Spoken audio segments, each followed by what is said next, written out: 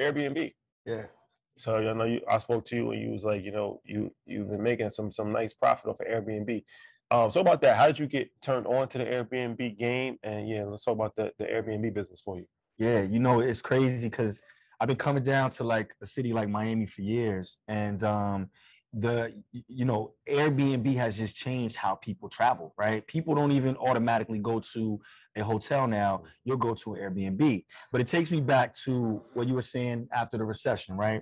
So I buy a house in Guttenberg, New Jersey, back when, everybody, you was working in New York, you lived in New Jersey at the time, right? So Edgewater, New Jersey area, right? Bought this house 2007, 2006 for about $500,000. I think it was like $525 for this townhouse, right?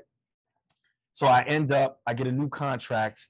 I'm leaving 106 and Park, new contract in LA at E-News, right? So abruptly within a month, I got to move, right? I'm now in LA, right? So now I have this property that's costing me a few $1,000s a month. I get a renter in there, but I'm losing still about $1,500, $2,000 a month in rents, right? Fast forward, I get chicken, and within 12 months of that, I'm like, oh man, this is bleeding me dry, right? Sell the house, get out of it, right? I looked at that house before I did this interview. The house now is the last time it sold was for $1.5 million, right? On a $500,000 house. Yeah. If I would have not been scared and stuck with it and kept the property, I would have made my money twofold on it a million times over, right? But as especially as Black people, my parents, we're all first generation, a lot of us. Yep. So I've been told my whole life, don't have multiple mortgages. You don't want to have multiple properties, right? The Airbnb game has completely shifted a lot of that paradox, right? Yeah. Now I have multiple homes in multiple cities. I just bought a house I was talking about in Palm Springs. So I bought this house for $1 million, right? The houses now, the comps in that neighborhood are doing 2.1 million in that same neighborhood, right? My monthly nut on that house, somewhere $6,000-$7,000 on the monthly nut on it, right? I'm renting it $20,000 a month, right? So this is just, and that's on one property, right? So you do monthly rents, like long term? There's different markets. Some markets you can do it, like in LA, I can do a short term with one of those houses. In that particular house in Palm Springs, there's a moratorium, so you have to do a monthly rent. So it has to be a 30-day on that. But again, there's from VBRO to Airbnb to the MLS. Now there's so many things in place where you can own homes and not have to feel like, oh, I have to rush out of this house. I can now have a renter in place. I die tomorrow, my mom for the rest of her life, my family for the rest of their life will be having passive income coming in. I can now just assign, hey, this house is going this direction. This, you know what? My business manager, I love you. You'll get this one, right? It's about building that generational wealth. Yeah. And now there's different models in place so that we can really grow and build businesses together. Peerspace is very good too. Peerspace we got turned on to when, shout out to Assets Over Liabilities. We have a show, Revolt, and we did it in Atlanta, and we used somebody's apartment, and the girl was actually a big fan, so she stayed and she spoke to us, and she was like giving us the game on it, and I'm like, what's going on here? And she's like, Peerspace is a platform where you can rent your house or your apartment for hours, as opposed to Airbnb where you're renting it for days at a time. So it's real good for production companies, especially in cities like New York, Atlanta, or LA. And then we went to LA, and then we did another episode of Revolt, and they did the same thing at a house. So it's like a lot of these houses in these markets where you see like rap videos or shows or commercials. And the good thing is that even if your building doesn't allow Airbnb, from my understanding, right, Matt, you can still do Peerspace because they're not spending the night. Right, It's just like having a guest over, right? And then it's like they're only there for a couple of hours as opposed to, the whole, and the rate is a lot higher because you're charging film companies and production companies, stuff like that. So that's another way to actually get some money from renting out your spot. And like I said, especially if you're in a market like a Miami, New York, Atlanta, LA, where there's always going to be content, because content creation is only going to get bigger. And a lot of people don't have places to film content. So it's like, whether you have a nice house or a nice apartment or a nice view, that is valuable because now people can actually film content from your space. Like where we're at right now, this is not our space. Yeah. Komodo is like, you know, it's a restaurant that they let us come in here. So that's another thing to think about. And the beauty of it is you can have multiple day shoots, right? And so if you rent the space from 10 to 5 for 3 days, you're probably gonna make as much as you did, if not more than you did if you rented it on the Airbnb.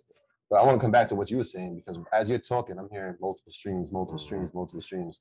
I remember when you came to New York, Yeah. right? And you're talking about buying property. Now, when did that switch go on in your brain? Or has that always been kind of the mindset as you as you were, you know, coming into the industry and accumulating money? Was how many streams can I get? Or was there somebody that mentored you or guided you? Was like, hey, I see that you're doing well. Yeah. Here's an avenue you should try to explore. Damon John was one of those guys early.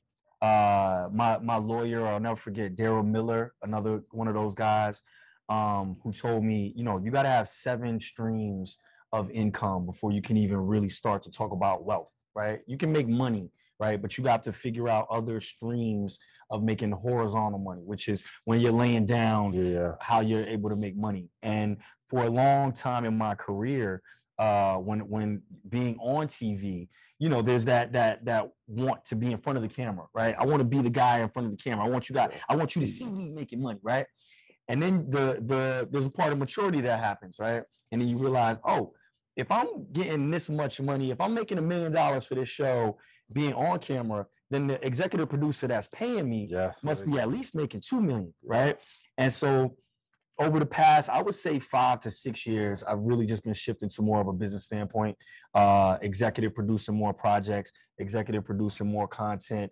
How do I leverage my relationships? How do I leverage my personality so that pretty much anytime I walk out of the house, I monetize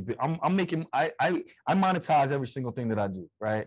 So even being here in this restaurant, I'm gonna call them afterward, be like, hey, we need to do a series of podcasts. So you know what I mean? Like it's about leveraging everything around you, and that's something that I've learned to discover and appreciate later on.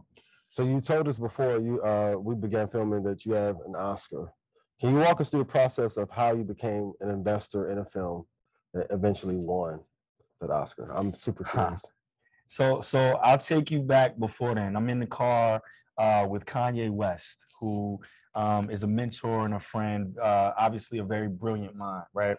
And we're talking about films, and we're like, oh, we got to do this film together, right? We like, oh, we got this idea. And in the conversation, I'm like, oh my God, this idea is brilliant. We can win an Oscar for this, right? And so he gets quiet, and we're driving, and I mean, you know the Kanye face, he just kind of goes, and he's like, man, you ruined that moment. And I'm like, how I ruined the moment? And he's like, I can't believe that as we were going into our creative zone and we're coming up with ideas that can inspire and change the world, that you limited the scope of it by, you know, having somebody else give us an award to make us feel good about it, right? And that really hit me hard because I was like, damn, you're right. I'm not just thinking about us being creative.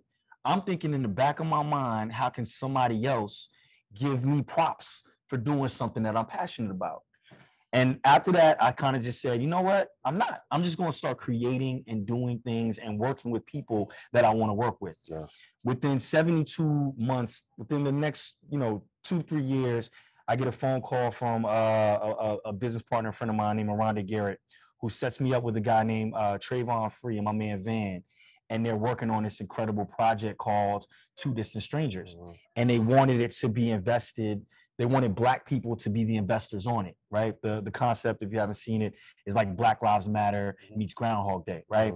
Beautiful, Joey Badass, beautiful script, beautiful project. And so I invested in it, right? Yeah. Fast forward, the film is Oscar nominated. Fast forward, the film wins an Oscar, right? Oscar night, I'm standing there holding an Oscar in my hand, right?